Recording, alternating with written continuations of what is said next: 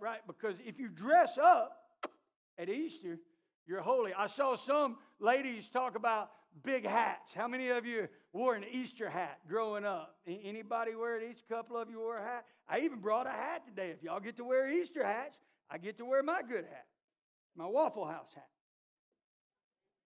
See, some of y'all freaked out because I got a hat on in church. And that would be unholy, and you can't pray with a hat on because your prayer hits the bill and bounces down, and God doesn't hear it. Right? I'm all for traditions. I'm all for eggs. I'm all for family get-togethers.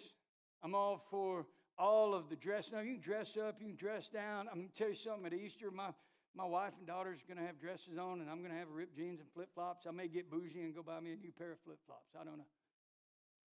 But at the end of the day, it's not tradition that's the problem. It's when tradition overrides the gospel. It's when tradition becomes more important than the gospel that we're supposed to be sharing. Because here's the deal. We live in a culture where we have buildings that looks like Shoji's bathroom. We have buildings that are ornate. We got gold mirrors. We got great flowers. We got bathrooms that are spotless. We're going to do all these things for Easter. And you've got all these beautiful ornate buildings that cost all this money. And what it's missing is the gospel.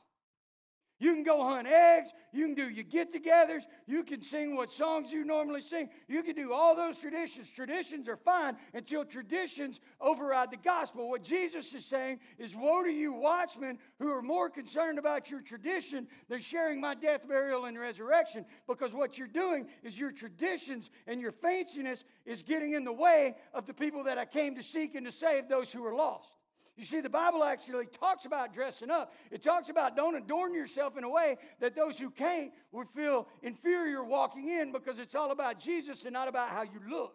And then it goes on to say that God doesn't judge you by your outside clothes. He judges what's on your heart. And Jesus backs this up. You can look as pretty at Easter as you want to, and inside you can look like the very graves that people are walking across. And what he's saying with this, you can have a really pretty headstone, but inside it's death and decay. And at the end of the day, if you're worshiping the tradition and not the gospel, if you're worshiping the stuff and not God, you're worshiping a false God.